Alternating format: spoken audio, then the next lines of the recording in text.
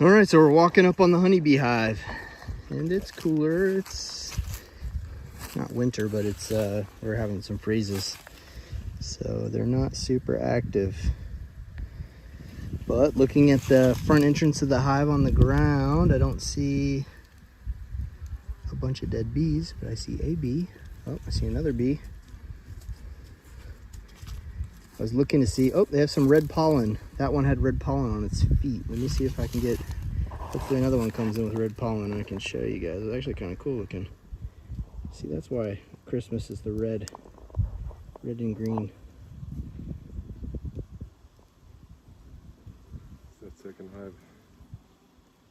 Doesn't seem to be any activity on the second hive. I only have one package of bees. This year I got one package of bees. Actually, I got two, but the male people made a mistake and they put the package of bees into a mail truck and drove it around all day. By the time it got to my house, they were very dead, and so that's sad. So on their hind legs, you can see pollen if they have it on them. I'm not trying to see that one of them came in with like red pollen on its legs. It's very interesting to me because I've never seen that before.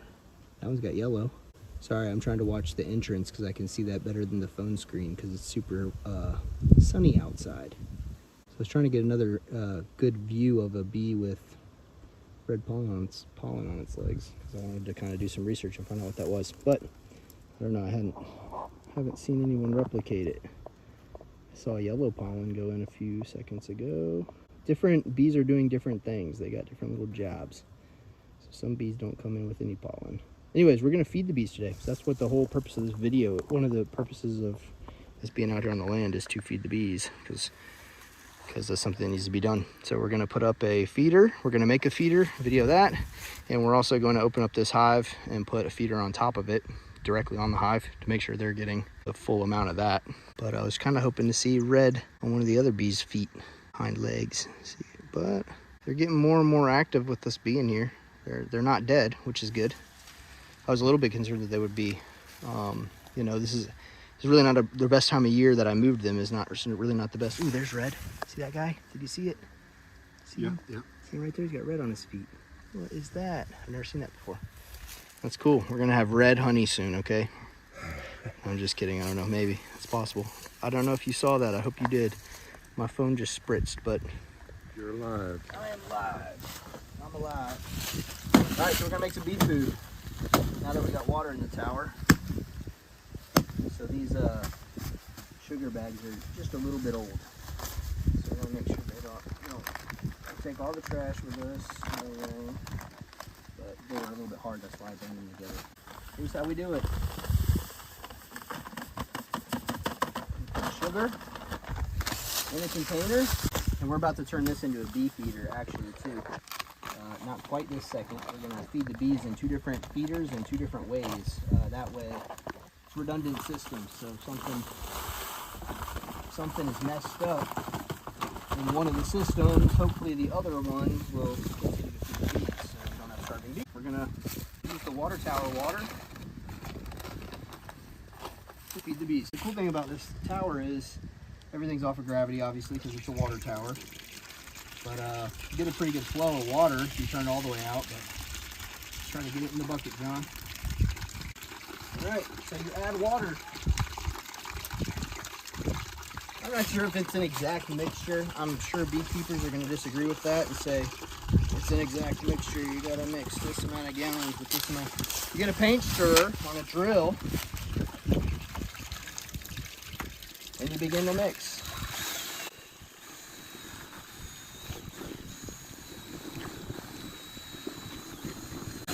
What you want is a syrup consistency.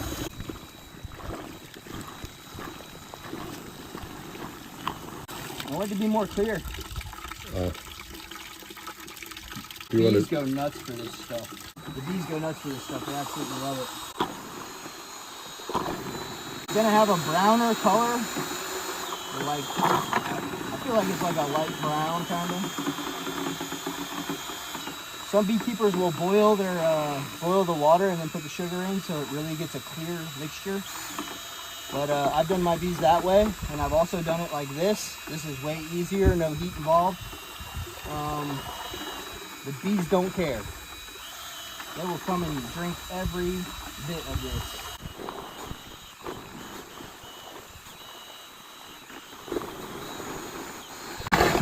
I mix this for several minutes, and then I kind of let it set for a few more minutes, and then I let it sit, and then I mix it again for a few more minutes, and I do that a few times because I really want to make sure that I break down as much of the crystallization of the sugar. I don't want like the sugar particles to settle and there be a row of sugar at the bottom the bees can't get and drink and eat. So I try to like dissolve the sugar totally in all the water. And but you can see, like, I mean, as I'm putting the mixer down on the bottom, there is a slight crunch, but there's definitely not a buildup of sugar at the bottom. And I know this is a few seconds after I was just agitating it, so I know stuff will settle down and there will be some sugar that isn't dissolved, but for 2 bags of sugar, I feel like we got most of this dissolved into the water, and which created a syrup bee slurry. And the bees absolutely, I'm telling you, the bees absolutely love this.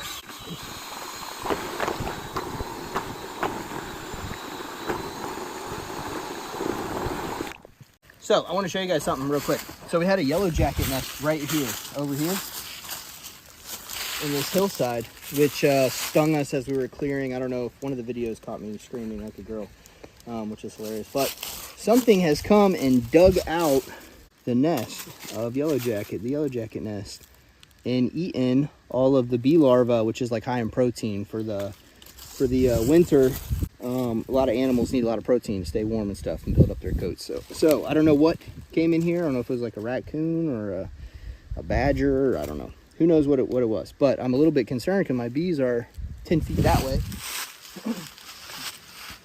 So I know it wasn't a bear. We don't. I'd say that. Yeah, I'd say that it could have been a bear.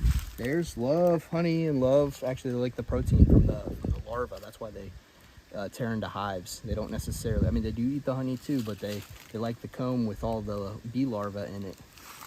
So I think what we're gonna do for my bees right over there, because we're not here all the time, and I think what we're gonna do is put a ratchet strap around the top, the whole beehive, so that if it is one of the smaller animals I mentioned, like a raccoon or badger or something, or a bear. Yeah. If it's a bear, we're kind of in trouble. There's nothing I can really do to. I mean, I know you can put electric fences, but we need power. We're in a trial area. We're gonna see what happens, but we're gonna put a ratchet strap around it to make sure that no animal can like push it off the stand to get inside especially now that we're putting sugar directly on top of it, right? Yeah. I'm sure if it is an animal, they're gonna be very interested in the sugar water.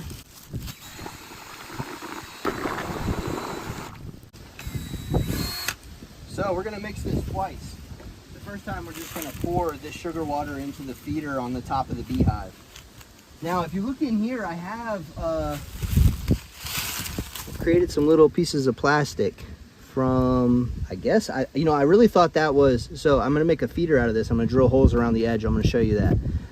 Before, the other bucket that I had, I thought that me drilling had left bits of plastic in here in the food, in the syrup in the food, which is really not a good thing. Well, I mean, the bees will probably just eat around it, obviously, but I don't like it. I'm guessing that it's my stirring tool that's scraping the sides and stuff. I need to be more careful, and maybe I'll keep it off the bottom and keep the edges off the sides to prevent that, because I don't like that there's a bunch of plastic particles in there. I think the bees need the food more than I need to dump this out and wait to feed them. So I'm gonna put it in there for now, but I'm gonna be more conscious of that next time.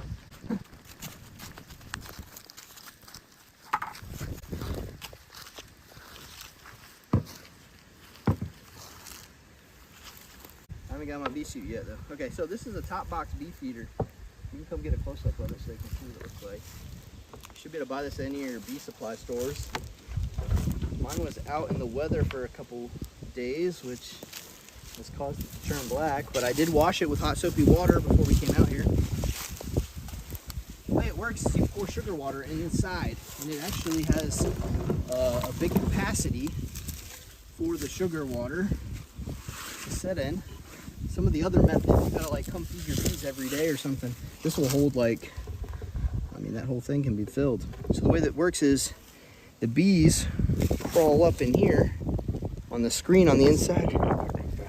But I'll flip up in a second. They climb on the inside of this screen and they get the sugar water. And I got some corks in here. That was actually in there when I bought it, but there's some corks in there so that it gives them something to stand on. All right, bottom. So inside the hive, it's flat, but they crawl up the little screen here. Yeah, they started building on there, which is fine. But they climb inside the screen, so they don't actually have access to this part.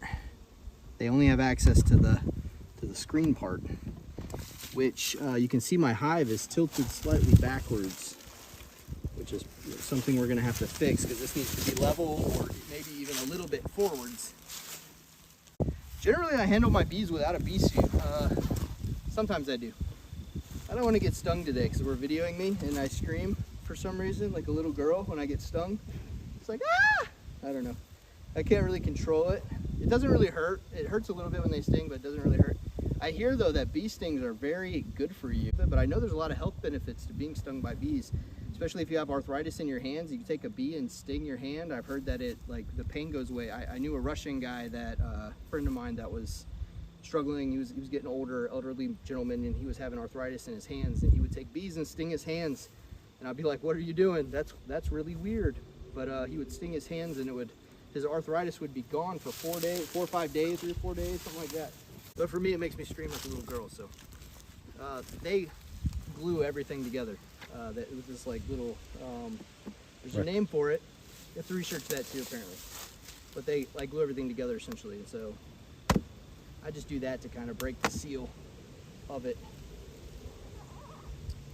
Look at that, we have some bees on the cover here. So there's a few things I need to look for while I'm in this colony.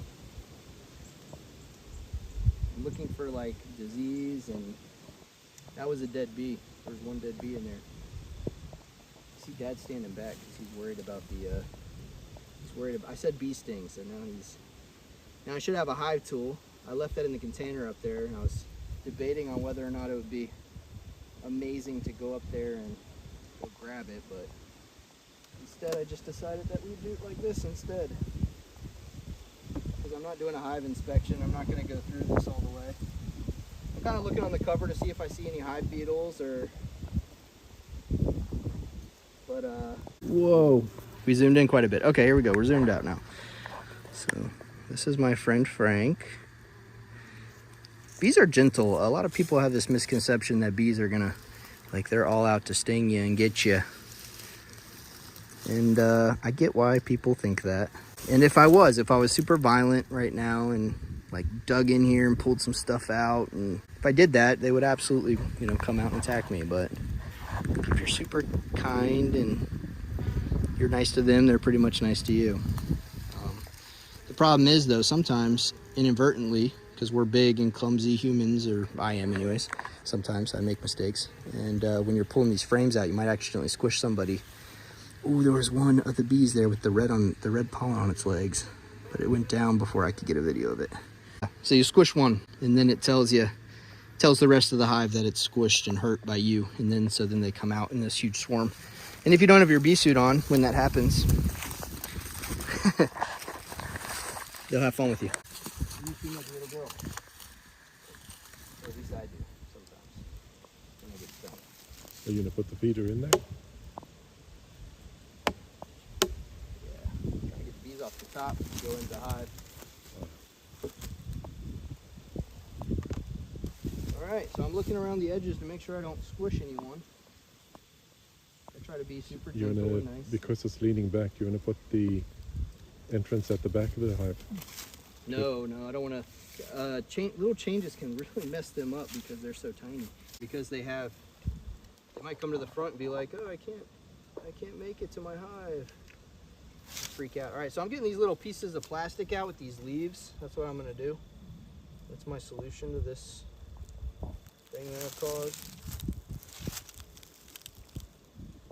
And I got most of them out, but some of them. There's a lot more than what I want. So this box was outside, like I told you, the top box here, the feeder, and it's created a gap here, which I don't like. Hopefully when I ratchet strap it, the bees will close this up on the inside. with that gluey stuff that the name is escaping me right now. So yeah, we are leaned back. So what am I going to do to fix that? Wouldn't the bees just go in from the back area if you turn that top box around? I mean, They'll your still come to feeder. the front and they won't know. Of the feeder. If the feeder entrance is at the back, don't move the hive. Just turn the feeder around, and they'll get into from the other side of it. That is an interesting concept. How come I've never considered that? So what Dad is saying, I think I could get the feeder fuller if it was perfectly level. I mean, it may be because they're used to coming in on this side. When they're looking for food, they go to the food side. I had the same problem a couple weeks ago with this same feeder and same beehive, not at my house where I had it installed. And so what I did to fix it was I just put a stick. What was that stick I had? I had a perfect stick. Yeah, this one's also perfect. I just kind of eyeball it. I think that's Leaning forward, yeah. We'll know when we pour the stuff in if it's going to one side or the other side or a corner. We'll know if it's not level. Alright, so now what you do is you fill it up.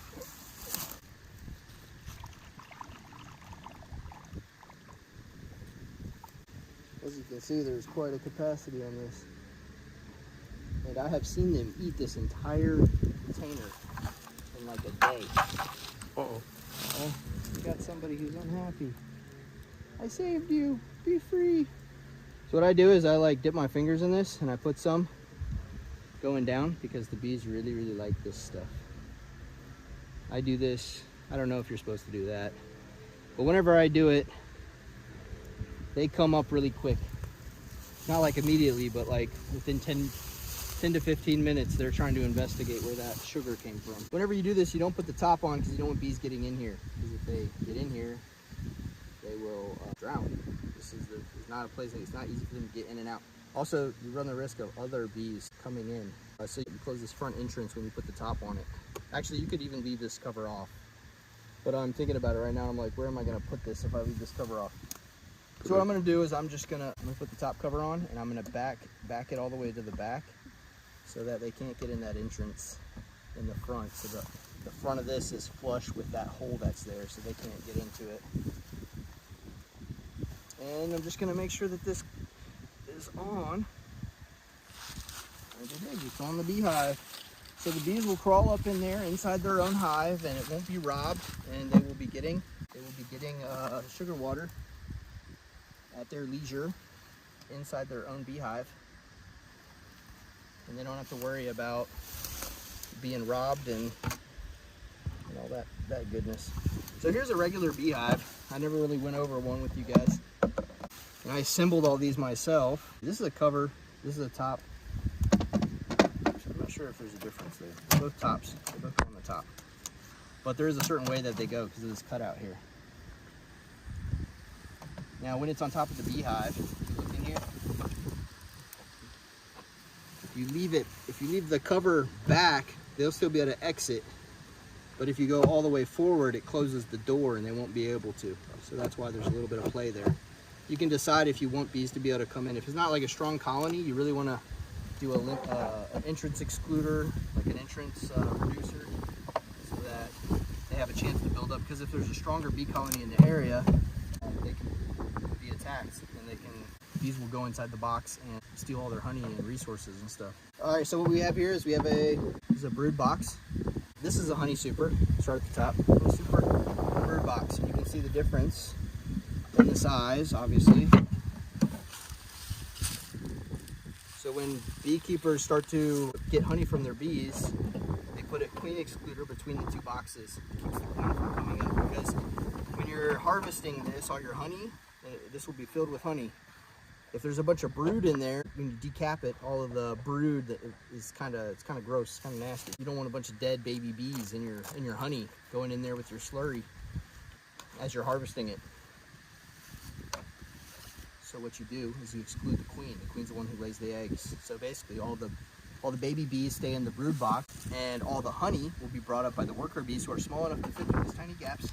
The little tiny worker bees can fit through here. The big queen can. You'll have your honey super filled with only honey, and you'll have your brood box filled with brood, but they also have honey down there too, but you shouldn't take it. They say in your first year of beekeeping, when you buy your package of bees, they have to do a lot of work. It's like bee frames look like this. It's not supposed to look like this. It's supposed to be, they build up with wax all the way up to the top of this. So it takes a lot of resources, a lot of energy to build up and store the resources that they need. The honey, the pollen, they make the honey, they get the pollen, you know. But when they store it all up, they need that to survive the winter. So in your first year of having your bees, you shouldn't harvest all of their resources because they've done a lot of extra work to build up the wax and stuff on the frames, and they're getting established with the area and stuff like that. So if you harvest all their resources, it's less likely that they'll survive the winter. This kills hive beetles. There's a crap ton of ants in here, which is funny. So what you do is you fill it with a little bit of olive oil. Those look like hive beetles, but they're actually ants. I don't know why ants are in here. There maybe is a hive beetle or two. So one of the mistakes I made as a new beekeeper this year, when I bought my bees, I was like, you know what I'll do? We'll go into this super shady area and I'll put my beehive back in the woods. And so I did that. And I thought it would be nice to have a shady area for the bees. It wouldn't be so hot, it would be cool, you know, they would be good in there. But what it did was the hive got blown up with hive beetles. I had tons of them. I had to put, I'm really surprised, like right now here we are in the sun. I picked the sunny area because I did some research and I found out that sun is better. All the hive beetles aren't in this hive anymore like they were, because when I pulled the cover off I would see hive beetles all around the cover and stuff like that. So I'm really glad that, it might just be the time of year, but I did all sorts of things to combat these hive beetles thinking that I could beat them. I would go in the hive, I would go through every frame meticulously and trying to kill and squish as many as I could and get them out, but they fly.